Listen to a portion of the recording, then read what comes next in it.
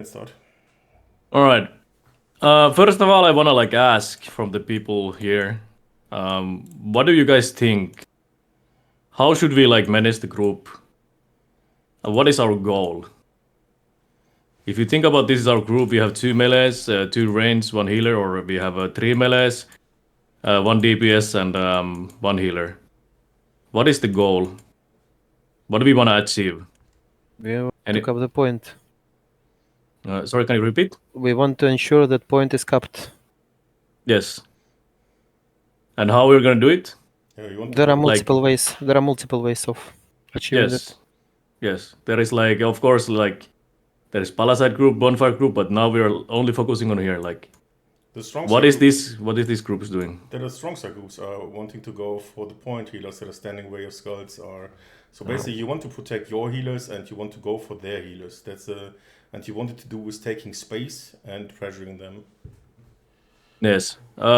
That's kind of correct answer. Yes, because obviously we want to maintain space like this. We want to get space up. But I want more specific thing how this group, or actually let's start from here. So how this group is gonna manage to maintain space. How do Going you for gain DPS, space? going for light DPS, Yes. or splitting for the healer if in case it's situational. Yes. Yes. So you want to know how you work as a group here or what? No, the thing is, when it comes to 5v5, doing a correct thing is really important. And in this case, what Dufman example said, going for the light DPS is the First. correct answer. For the fire stuff, basically. Not going instantly to the healer, or not going on the melees. So our first prio is basically on kill wise. What makes huge most impact is a healer, but our highest kill potential is going to be the DPS players. It's same on here as well, and it's same on here. It's same on Bonfire. It's same on Palisade as well. All right. I'm gonna show you what's gonna happen. So basically, our melees are going on the DPS player like this. Their melees are going to DPS player. How are we gonna make this guy to die?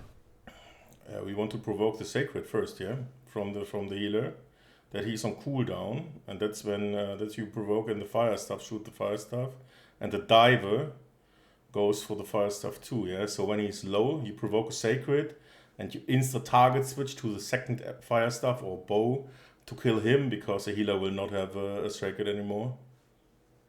I kinda disagree if you let me. Because fire stuff, right? He has a secondary ice gauntlet, and having in tomb is kinda safe space without sacred also. So you would rather say that you're baiting the crucial abilities first than trying to Would play you not- around it. Would your DPS not follow the melees? And then if one of the DPS players gets sacreded, you swap onto the other one? Exactly, that's what I said, yeah. Correct, boss. Yeah. Yeah. So both are correct answers, and I'm gonna tell you now how these guys are flippable. And this is more like the bows now. They're playing hatchet or whatever. This fight is always a little bit different because they're going to have maybe one bow here as well, but usually it's this meta right now. What example these guys are playing? They're playing 3 melees here as well, so it's this is either fire staff or bow. Usually it's a bow, so basically it's 3 bows on here. But if not bow or 3 melees, it means that there's 2 fire staff over here. So what Dufman also said, it's correct. You need to understand what the enemy is using. But let's not go too deep in micro-wise, what you're gonna use and what the enemy is gonna use. But the main idea behind this fight is going to be that when we are forcing their DPS to not cast anything, do DPS, their melees are gonna do the same thing. So try to understand that this same thing is gonna happen on here. In my point of view, what I want you guys to do is take time. What it means, you don't need to rush to get kills, because for us it's all about the space and how we maintain and control the space.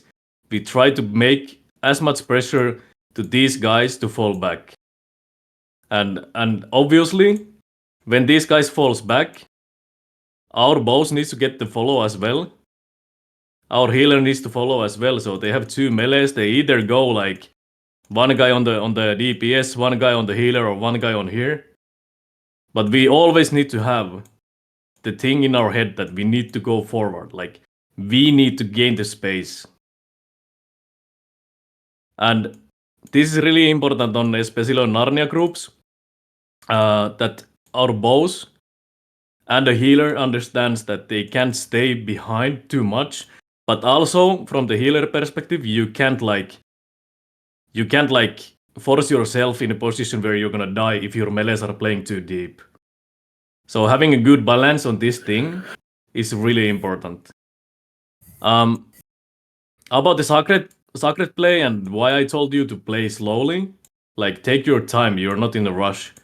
So basically that we bait the sacred on this guy, it means now this guy is flippable. In terms of what? In terms of that, like these bows are getting pressured still, yes, but they will have and find windows when they can shoot this guy. When this melee is yelling, this guy is killable, they use their sacred, it means this guy, you can either hold this, like nuke this guy, or you can jump on the healer. This is like the most important situation. This is how you make kills. So you need to have an understanding here when you jump on the healer, so this guy can be dead. Because if you don't maintain the pressure on the healer, you can't kill this player at all. You need to think about it like what the healer has up. He dropped Sacred for this DPS player to stay alive, because first of all you can like bait like this. You full CC this guy, you have a window, you can both go on this guy. But you can't stick 24/7 like two guys on one bow, because you need to take care that this bow is not gonna free cast. So basically the situation is this one. And now the healer has dropped the Sacred, he still has singles. He still has like, and the Sacred cooldown is not that high, so you need to use this window like really smartly. You need to have like good communication between these two guys. And when you know that healer is able to heal this guy, you don't force the fight. Like you just don't force the fight. But what it means they have used kinda a lot and they need to give up space. And what happens next? Now you can see our space is basically here. And this is what we want to do. The most important thing is not get kills. Of course, it's helping you winning the fight over here, but I want you to understand that the most important for us, especially when we are attacking or defending, we want to have the space over here when we're defending or space on here when we're attacking. And this happens now when, what Dufman example said, Yes. our main goal is win the point. So when we have this line on high enough, it means these two melees example, they can collapse towards the point. This DPS player can also give impact on the point and this melee can hold. It means this guy is gonna drop Sacred for this guy example. It means this guy is gonna hold and these guys can nuke the bombs like outside of the point, like see when the bruisers are running out, low HPs or even making them half HP means that when they go back to the point, doing a counter bomb, like imagine these things like Max and calling a bomb on top point. These guys are having this space, they can collapse over here. And enemy bruiser are declumping. Then these guys are here, and their main caller like is calling counter bomb. What it means? Oh shit! What it means? It means the job what these guys did and the impact is really fucking huge, because those bruisers are half HP when they are running on counter bomb. And that's how we win the point. That's how we get maintenance to get the pressure as a Dex. This is like our main goal, how we wanna affect helping the point and how we wanna like make sure that our bombs are effective and enemy bombs are not effective. Alright. I So- think it's also important to mention that like going for the DPS is like a 5v5 perspective, and 10v10 is a bit different, okay? Right? yes, obviously. You can also adapt on this, Smithy. When you look at that for attacker side, then behind that would be Palisade, right? When you push them so far back, the Palisade group wins the fight.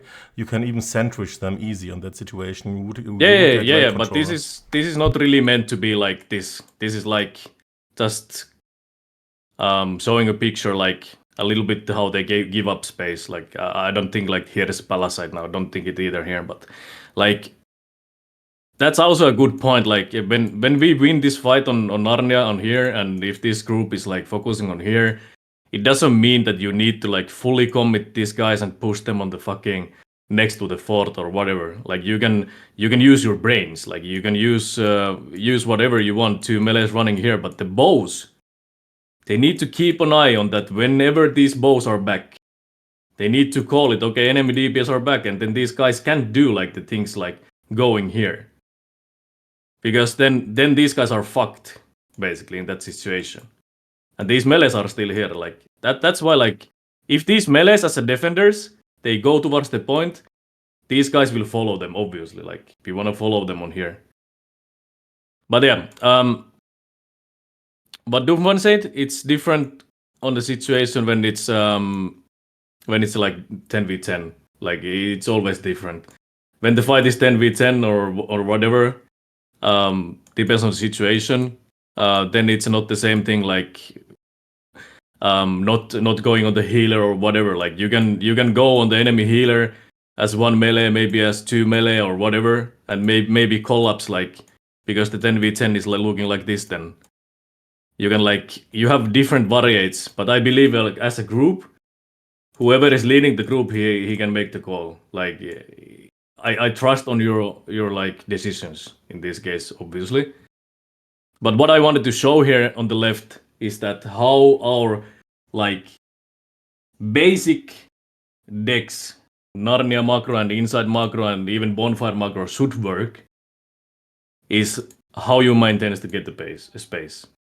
And I have seen so many times that a lot of people are like rushing the fights. They're like blindly going on the target, like without thinking what's gonna happen. They don't see if the enemy quad DPS are like here helping. They don't realize it because they don't see it because they're tunnel vision and stuff. That's why I want you guys to slow down. I want you guys to slow down, take your fights, like slowly progress is better than rush and die. You need to value your own life in terms of you can't do anything if you lose something. So especially in Narnia fights, the effect is even higher than an inner fight. But obviously, when Narnia fight players lose 1 DPS, what it means? It means that melees can easily focus only on one guy. They can flip easily the healer and the DPS player. When our melees are still constantly like trying to find kill value and kill potential from these guys. So in this case, you just need to like value your life as well. You can't just constantly keep fighting. You need to understand that situation. You're losing 1 member. You lost 1 member, so it means you need to play a little bit life. In this case, example, the melees needs to fall back a little bit, but you don't want to give like space instantly. Like you wanna like ask a sacred or whatever, so the 1 melee can stand here and hold up, and 1 melee can drop down a little bit, play more passive, maybe CC these guys. Give some space, give some time for these guys to kite on here on the left, because you don't want to kite on inside. You always want to kite on the left. And when this guy is back, you can go on your default formation. You can go on your default gameplay. You know it exactly, like when your teammate is back, and you can keep doing the same shit what you did before. And the biggest mistake, especially on tier 2 wars, even on tier 3 wars, is that our people is not thinking what it really means when you lose one DPS player, or when you lose 1 melee. Like, people don't understand. If the melee is dead, it means their one bow is always free casting. If you lose DPS player, it means your healer or your bow is getting way more pressure. You can't push up. You can't keep on here as a melees and stuff like that. Like you need to understand this situation. That's why I want to point this out. It happens on here as well. Really important, especially when you lose DPS or when you lose melee. And if you lose a healer, then it's a hella different case. Then you just need to fucking give up a little bit space more than usual. But still, you don't want to give up space instantly like this. You want to maintain, so you need to understand your build as a heavy player, you need to understand your kiting potential as a boss. So if the healer is dead, it means the boss want to kite away, and if these melees are following, it's a win for us. Like, this type of situation should be basic, but I want to say it because I know that here is also players who has not that many, who has not that much experience, and having everybody on the same page is really good. In general, when we think about like the whole full jerk macro as a dex, what we need to do is that we bring this line a little bit higher. So in here example, in this situation, when we have it on here, I wouldn't say like it's good to collapse point right now, because you want to put this line a little bit higher here. And when you have this line on higher, it means you can already like start collapsing on here as an inner group melee, or even if the bow or fire staffs have like good vision on here, that there is not that much pressure, that our melees can hold this easily. They can start pumping the point. They can start giving impact on the point. But instantly when they see that enemy DPSs are starting like moving forward, their melees are pushing as well, you need to start fighting and not focusing the point anymore. You need to start fighting this area because you don't want to lose this space. When we lose this space, it means we can't help the point. We can't help the main Zerg to win the point at all. And we can go even like here, thinking about our start. When it comes to the first flag, like single flag, we just capped B, so it's one flag anymore. So it means that 10v10 is the thing how we started. And we push the line together, we fight as a 10v10. We push the line together up. Not even this high, essentially, like we don't need to push it on here.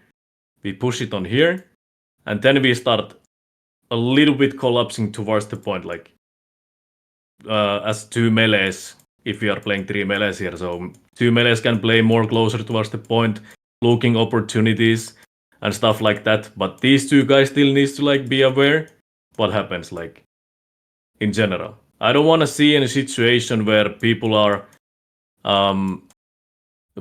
trying to push this line like this, going Narnia group pushing hard, aggressively taking space off, and the inner group is staying here. Because what it means the enemy group has all the space inner and not space on outer line, but this is really bad for us in terms of how enemy can react on this, okay? So let's say these guys are falling back a little bit more, like this. They're fighting here, and they can bring even DPS and the melees on here. Because in this case, the point is pretty much winning for them. And now the Narnia group is having a problem, because they will bring one extra man or two extra men to help the fight on Narnia, and the Narnia will push up as well. But the same thing is on opposite side as well, of course. So if the inner group maintains to push really aggressively at the beginning, but the outer group, like Narnia group, is not able to push, it looks like this. So what it means, these guys are playing live because they're getting pushed. They try to maintain, they have a little bit hard time. It might be a skill issue, it might be individual gameplays, like enemy just playing a little bit better. But they can also do like, okay, one bow, go there. Go help the inner fight. and it also already makes a huge difference. And we don't want that this type of desync happens ever. Like, I don't want to see ever these things. It's gonna happen, I'm pretty sure, but like, we try to avoid these things. So every single time when the line has pushed, let's say like here, this means you need to stick on 10v10. You stick on 10v10 in this situation. And when the line is like midpoint, then it goes more like 5v5 and 5v5. Does anyone has anything to ask about this?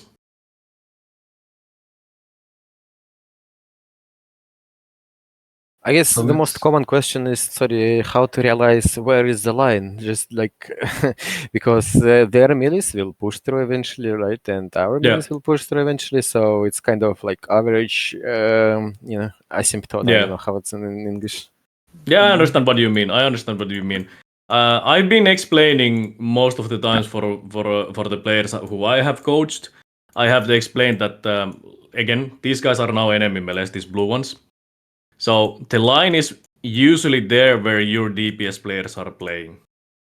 So in terms of, let's say like you win the fight on inner, it means the melees are kinda like here, and your DPS player is here, and your healer is here. So this is where the line is then. And same thing as well here, like even the melees are here pushed up, it doesn't mean the line is here, because the enemy melees are here still keeping like 3 players. And basically this gap is way too high. So in this case the line is here, where the bows are. And that's why it's really important us to understand that bows needs to guide forward. They need to guide sideways and forward.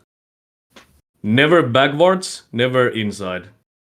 I mean, of course, situations you can do like inside like this, but like you don't want to like go inside like here or anywhere else. So when you reach the point like you're here and the melees are on you and the healers are here and this is the next situation, so the line is basically here. So you can easily, like as a melee, you can understand it. Okay, did we maintenance the space or not?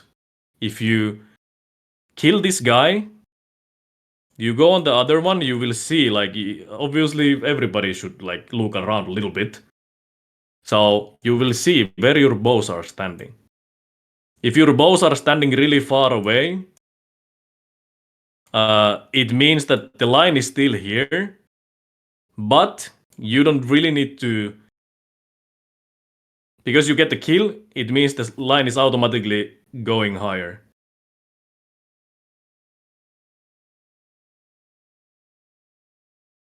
Shooting this target especially, they start playing live more and they like this.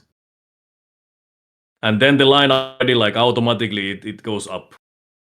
If you get the high value kill here. Healer, then you can basically decide where the fuck the line is ever. Like you can even decide, is it going like this? Oh shit. You can decide if the line is like this when the healer is dead. Example.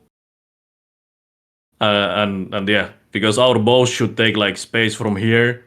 So our melees are like here. And our bows are taking wide. It means our healers is somewhere on the middle. And the enemy melees are here. So the line is like, now in this situation, the line is, if we think about like this amount of players, the line is like this. In this case, the line is not anymore where the boss is. Because we just use the space what we have. Eventually this boss can be like on their palace side, but that's not really gonna happen. So yeah, keep eye where your bows are playing. Keep constantly telling your DPS players that they need to push up.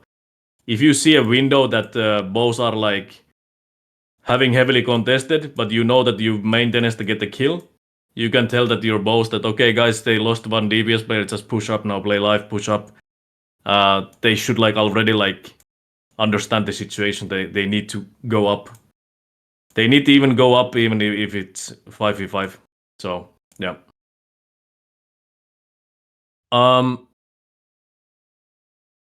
In this scenario, like I just want to show like this is when everything goes correctly. This is never gonna happen basically.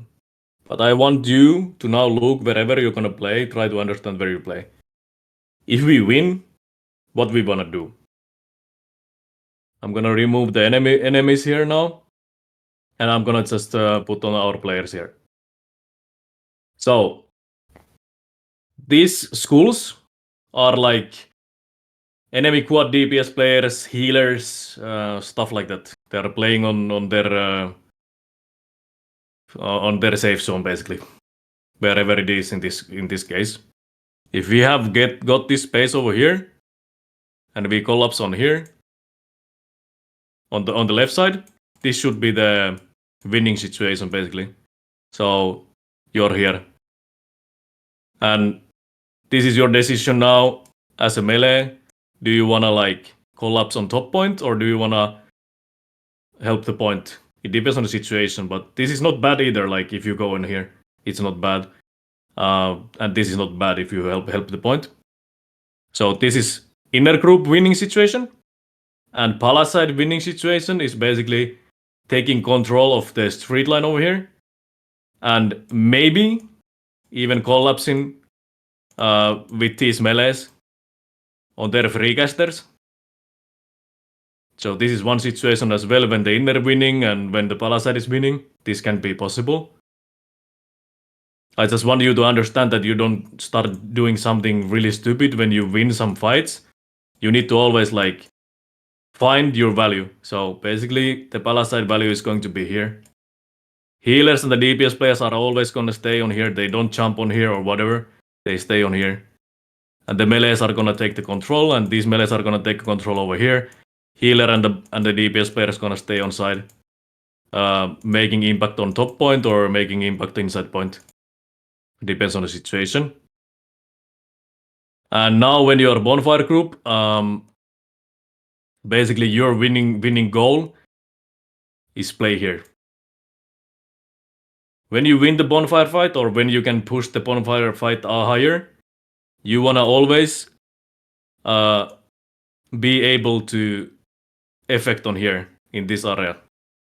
Inside the point, outside the point, kind of top of the point, and stuff like that. This is like your winning situation over here. Inner group winning situation is gonna be like this. And Palisade winning situation is going to be on the street line. And the Narnia group winning is basically hold the space. Maybe send some melees here. Maybe put bows here. Holding. Whatever. Like. Or actually, like, you can think about it, if you completely win this fight over here, you can collapse towards the point. But it's really rare situation when this happens. Like really rare situation. But I just wanted to show this for you, so you all know, in these 4 locations, what is your winning situation, what is the impact, and what is the value, and where it is.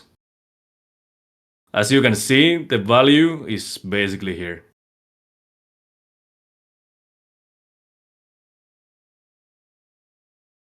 Alright.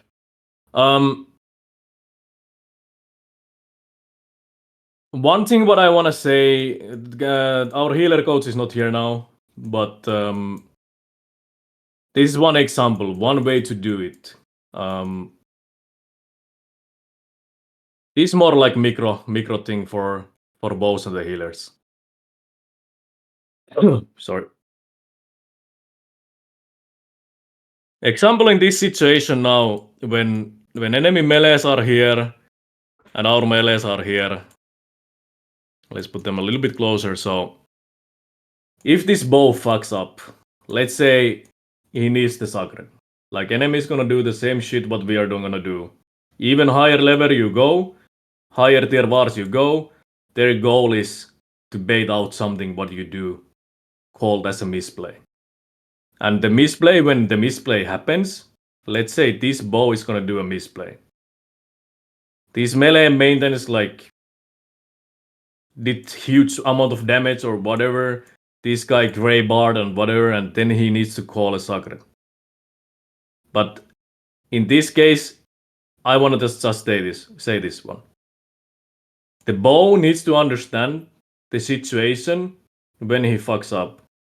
And always try to like, when I talked before, kite forward. So if you're in fucked situation, you want to kite in forward, and you want to get like Sacred in the back of their melees. Why I'm saying this? Our melees can give a little bit space, and they can also use, if they need, this Sacred, because we don't want to like impact of Sacred is kind of huge, so we don't want to like get the Sacred on here. Because what it means if the Sacred is here, it means the distance is so fucking high compared to this DPS player and this DPS player that basically leaving this guy alone standing on the Sacred, eating all the fucking heals is like pointless. So that's why I want our bows and the DPS players to understand the situation. When they are going to have a needing the Sacred, they will have it in their mind. Okay, I fucked up. I need the Sacred. Okay, can I get the Sacred? It means that you already, when you ask it, you try to kite forward, and you will get the Sacred on opposite side where the enemy melee is. You wanna get the Sacred towards where your melee is. This is really good rule, and I have seen this happen many times. When this actually happens, it's gonna win the fight. Even this guy is like kind of fucked. We can get flips. We can use this as an opportunity to make flips from here, because these bows are also kill hungry. When they know that this guy is high kill potential, they're gonna do a misplace. And when this happens, our melees are ready, our second DPS are ready and stuff like that. Everybody understand what this means. It might sound fucking stupid, but it makes sense if you think about the situation where the bow hatchet procs. Alright? The bow hatchet procs. He will eat one single and he still misplays it somehow and he will need a Sacred. So during the hatchet time, delay on the time of the hatchet proc, you can easily kite forward. And when you do it, of course, our melee needs to do their job, keeping pressure on these guys so they can't just free shoot you. But you always want to get the Sacred here, not here. I don't want to see any Sacreds like, let's say in terms of our line, behind it, like far here. I don't want to see it. Because if the bow kites on this way, he's already making a macro misplay. He wants always to kite forward or sideways, and the combination of it is sideways forward. So the Sacred should be here.